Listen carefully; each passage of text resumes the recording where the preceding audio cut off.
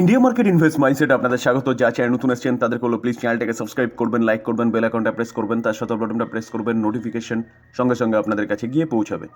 দেখুন স্যার, পাশে থেকে একটা ব্যাকগ্রাউন্ড মিউজিক আসছে, তো পাশে পুজো হচ্ছে, এর জন্য এই আওয়াজটা আসছে। স্যার আজকে নিফটিকে দেখলে দেখা যাবে, দেখুন নিফটি প্রায় 1%-এর কাছাকাছি কিন্তু একটা আফসাইড মুভমেন্ট দেখিয়েছে এবং নিফটি 25,000-কে ক্রস করেছে। তো স্যার এখন দেখার বিষয় যে এই 25,000 জাস্ট 3:29 বাজে, জাস্ট এখনই মার্কেট ক্লোজ হবে, তো এই যে 25,000-এর ওপরে ক্লোজ দিতে পারি নাকি, এটাই হচ্ছে এখন দেখার বিষয়। তো মার্কেটে কয়েকদিন বেশ গিরাবটের পরে কিন্তু একটা ভালো র্যালি দেখা গেছে, সেটা মিড ক্যাপ স্মল ক্যাপ সব জায়গায় দেখা গেছে। এখন স্যার এই যে র্যালিটা দেখা যাচ্ছে না, এই র্যালিটা কি টিকবে? কারণ আমি ফার্স্ট ভিডিওতে আলোচনা করেছিলাম যে ইসরায়েল এবং ইরানের যে যুদ্ধ, সেই যুদ্ধ কিন্তু এখনও শেষ হয়নি। তো সেই জায়গায় দাঁড়িয়ে এটা হচ্ছে একটা বড় ফ্যাক্টর। তার পাশাপাশি আজকে 8 তারিখ, কালকে 9 তারিখ, 9 তারিখে দুটো বড় বড় ইভেন্ট হতে চলেছে।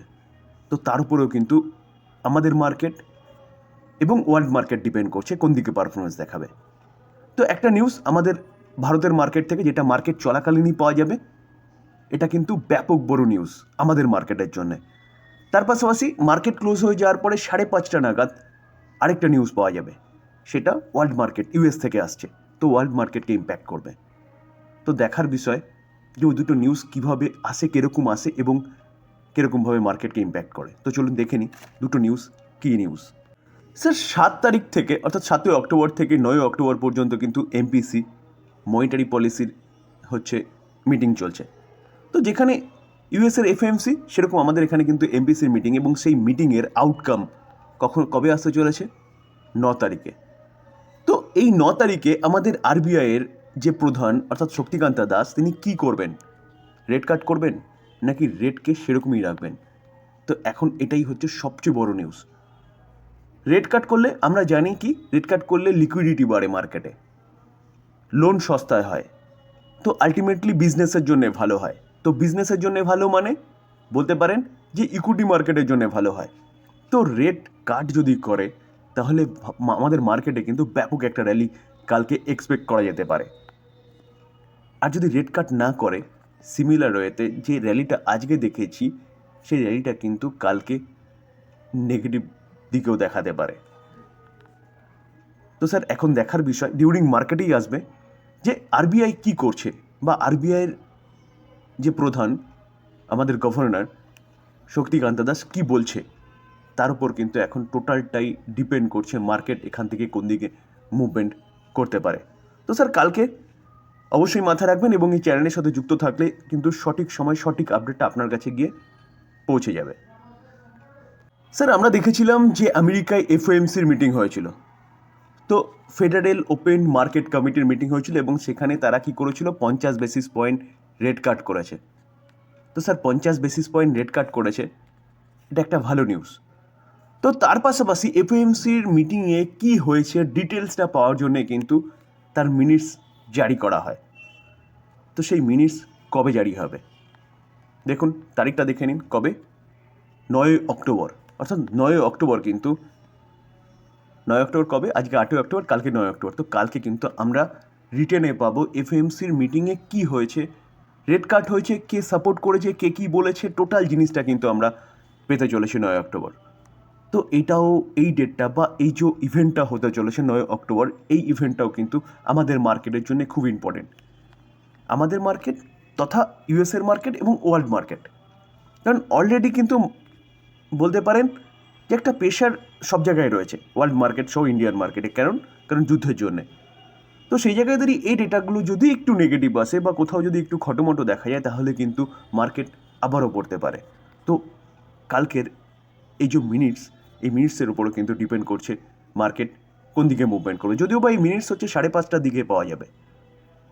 তো আবারও বলবো, চ্যানেলের সাথে যুক্ত থাকলে কিন্তু সঠিক সময় সঠিক তথ্যটা আপনার কাছে গিয়ে পৌঁছাবে। স্যার আজকে হচ্ছে 8 তারিখ, নেক্সট উইক আমাদের মার্কেটের সবচেয়ে বড় আইপিও কিন্তু আসতে চলেছে। কত? 25,000 কারোর, যেটা জাস্ট কিছুক্ষণ আগে ডিক্লেয়ার হয়েছে। আর দেখুন 8ই অক্টোবর 14:43, জাস্ট কিছুক্ষণ আগে। তো সেখানে কি পাওয়া যাচ্ছে? সেখানে পাওয়া যাচ্ছে যে এই যে আইপিওটা আসতে চলেছে, সেই আইপিওটার প্রাইস ব্যান্ড কত রেখেছে? 1865 থেকে 1960 পর্যন্ত। তো স্যার ওপেন কবে হতে চলেছে? দেখুন 14 তারিখ আমরা করতে পারবো না, অ্যাঙ্কার ইনভেস্টররা হচ্ছে 14 তারিখে বিডিং করতে পারবে, এবং আমাদের জন্য অক্টোবরের 15 তারিখ থেকে 17 তারিখ পর্যন্ত কিন্তু ওপেন থাকবে। তো যারা এই আইপিওতে বিড করতে চাইছেন তারা কিন্তু 15 থেকে 17 তারিখের মধ্যে বিড করতে পারেন।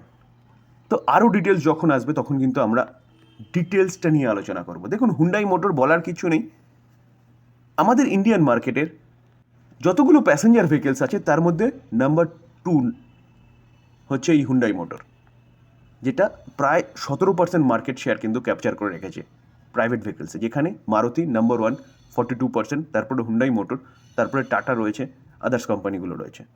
তো সেই জায়গায় দাঁড়িয়ে নাম্বার 2 কোম্পানির আইপিও আসতে চলেছে। মাথায় রাখবেন স্যার, সবচেয়ে বড় আইপিও, যেখানে বিড হওয়ার চান্সেস কিন্তু সবচেয়ে বেশি। কারণ এত বড় আইপিও কিন্তু আর আসেনি, লাস্ট এসেছিল এলআইসির আইপিও। স্যার আইপিওতে বিড করব, অবশ্যই গ্রে মার্কেট প্রিমিয়ামটা আমাদের কিন্তু দেখা দরকার, যেখানে এই কোম্পানির গ্রে মার্কেট প্রিমিয়াম যা দেখাচ্ছে সেটা দেখলে দেখা যাবে, দেখুন কত, 8 তারিখ 280। তো স্যার 280 দেখলে মনে হয় অনেকটা কম, কারণ প্রাইস ব্যান্ড 1800 থেকে 1900 মতন এরকম হতে পারে। তো সেই জায়গায় দাঁড়িয়ে অনলি ফর 280, 10% ও নয় বলতে পারেন, 15% মতন কিন্তু শো করছে। যেখানে আইপিও আমরা যদি প্রিভিয়াস দেখি, আইপিওর জিএমপি যে কি দেখাচ্ছিল 27 তারিখ 580, 28 তারিখ 500, সেখান থেকে কমছে। কেন কমছে? কমার পিছনে কারণ কিন্তু মার্কেটের কারেকশন। তো মার্কেটের কারেকশনের সাথে সাথে কিন্তু জিএমপিটাও কমে। তো আসার কথা এটাই যে জিএমপি কিন্তু বেড়েছে। এবার সবচেয়ে বড় ব্যাপার হচ্ছে যে এত বড় কোম্পানি, ফান্ডামেন্টাল স্ট্রং কোম্পানি, তো জিএমপি কিন্তু আস্তে আস্তে যদি মার্কেট ঠিকঠাক হয়ে যায় তাহলে কিন্তু এখান থেকে আস্তে আস্তে আরও বাড়তে পারে। তো সেই জায়গায় দাঁড়িয়ে স্যার, আর তার পাশাপাশি কোম্পানি তো আর আজেবাজে কোম্পানি নয়, যদি কোনো কারণে মার্কেটের প্রেশারের জন্য যদি জিএমপি কমেও যায়, আরও কমে যায় বা নেগেটিভ চলে যায়, তাহলে আরামসে হোল্ড করতে পারবেন কোম্পানিটা, সেরকমই কোম্পানি কিন্তু এই কোম্পানি। তো 14 তারিখ আসুক, সেই সময় কিন্তু আমি ডিটেলসটা নিয়ে আরও ভালো মতন আলোচনা করব। তার পাশাপাশি স্যার আরেকটা আইপিও নিউজ পাওয়া যাচ্ছে, যেখানে এই কোম্পানিটা অর্থাৎ এনএসডিএল, এই কোম্পানিটা কিন্তু অনেক দিন ধরে অ্যাপ্রুভের জন্য অপেক্ষা করছিল, সেবি অ্যাপ্রুভাল দিয়ে দিয়েছে, দেখুন মাচ ওয়েটেড। তো অনেক দিন পর বলতে পারেন, সেবি অনেক ওয়েট করার পর এই আইপিও কিন্তু অ্যাপ্রুভ করে দিয়েছে, যেখানে 3000 কারোর, এটাও কিন্তু একটা ব্যাপক বড় আইপিও হতে চলেছে। তো স্যার এনএসডিএল কাজ কী করে? দেখুন আমাদের দেশের মধ্যে দুটো ডিপোজিটরি রয়েছে, একটা এনএসডিএল, একটা সিডিএসএল। তো আমরা যে ডেলিভারিতে বাই করি না, সেইগুলো সব এনএসডিএল এবং সিডিএসএল এর কাছে গচ্ছিত থাকে, বা ডিমেট অ্যাকাউন্টটা যে খোলা হয়, সেই ডিমেট অ্যাকাউন্টটা কিন্তু এনএসডিএল বা সিডিএসএল এর কাছেই খোলা হয়। তো কাজ হচ্ছে সেটা। তো মার্কেট যদি মুভমেন্ট করে, অর্থাৎ আপনার যদি মনে হয় নিফটি 50 বা সেন্সেক্স আরও ভালো মুভমেন্ট করবে, ভবিষ্যতে আরও অনেক দূর পর্যন্ত এগোবে, তাহলে সিডিএসএল এর সাথে সাথে এই কোম্পানিটাও কিন্তু আরও ভালো পারফরমেন্স করবে। তো এই কোম্পানিটা আইপিও আসতে চলেছে, মানে এটাও রাডারে রাখবেন, আইপিওটা কিন্তু ব্যাপক বড় আইপিও হতে চলেছে, এবং এই আইপিও বিট করার মতন। তো যখন বেরোবে তখন ডিটেলসটা নিয়ে আবারও আলোচনা করব। শক্তি পাম্পিং সেক্টরে একটা দিগ্গজ কোম্পানি বলতে পারেন, বা ভালো কোম্পানি, যে কোম্পানিটা কন্টিনিউয়াসলি ভালো পারফরমেন্স করছে। আমরা যদি লাস্ট 1 মাসে দেখি, 6 মাসে দেখলে দেখা যাবে 208% একটা আফসাইড মুভমেন্ট দেখিয়েছে। লাস্ট 1 বছরে দেখলে দেখা যাবে প্রায় 400% একটা আফসাইড মুভমেন্ট এই কোম্পানিটা দেখিয়েছে। আর 5 বছরে দেখলে দেখা যাবে 1634%। তো এত কেন মুভমেন্ট দেখাচ্ছে? দেখুন নাম শুনেই বুঝতে পারছেন কোম্পানিটা কাজ কী করে। তো যেহেতু গভর্নমেন্ট কী করছে, গভর্নমেন্ট পাম্পিং সেগমেন্টেও কিন্তু সোলার এনার্জির কথা বলছে। তো সেই জায়গায় দাঁড়িয়ে এই কোম্পানিটা একের পর এক অর্ডার পাচ্ছে, এবং এই কোম্পানিটা কিন্তু এগ্রেসিভলি কাজ করছে। যেখানে আমরা গভর্নমেন্টের স্কিম দেখেছিলাম, কিসের? পিএম কুসুম যোজনা, সেখানে কিন্তু এই কোম্পানিটা খুব ভালো গুরুত্বপূর্ণ ভূমিকা পালন করছে। তো এই কোম্পানিটা একটা কর্পোরেট অ্যাকশন শোনা যাচ্ছিল, তো কর্পোরেট অ্যাকশন কিন্তু ডিক্লেয়ার করে দিয়েছে। চলুন দেখে নিই কী ডিক্লেয়ার করেছে। দেখুন শক্তি পাম্প বোর্ড অ্যাপ্রুভ করেছে বা রেকমেন্ড করেছে কত, 1:5 বোনাসের, যেখানে কোম্পানিটা কিন্তু, এটা হচ্ছে কালকের নিউজ, যেখানে কোম্পানিটা স্লিপ করেছিল 5%, মার্কেটে প্রেশার ছিল, স্লিপ করেছে। অর্থাৎ বোর্ড যে কথাটা শোনা যাচ্ছিল সেটা কিন্তু বোর্ড রেকমেন্ড করেছে 1:5, অর্থাৎ বলতে পারেন যার কাছে একটা শেয়ার আছে সে কিন্তু 5টা শেয়ার পেতে চলেছে। এই আর্টিকেল দেখলে দেখা যাবে the board of director Shakti pump has recommended bonus issue its shareholder, ratio কত 1:5, মিনিংস বলছে receive 5 equity share for each share they hold. যারা আর কি একটা শেয়ার হোল্ড করছেন তারা কিন্তু 5টা শেয়ার পেতে চলেছেন। দেখুন, decision has made during the board meeting held today the company inform in a exchange filing. এটা অফিসিয়াল নিউজ। এখন শুধু শেয়ার হোল্ডারদের অ্যাপ্রুভাল দরকার, অ্যাপ্রুভাল হয়ে গেলে কিন্তু এই বোনাসটা কার্যকরী হবে। তো এই জায়গায় দাঁড়িয়ে কি করবেন?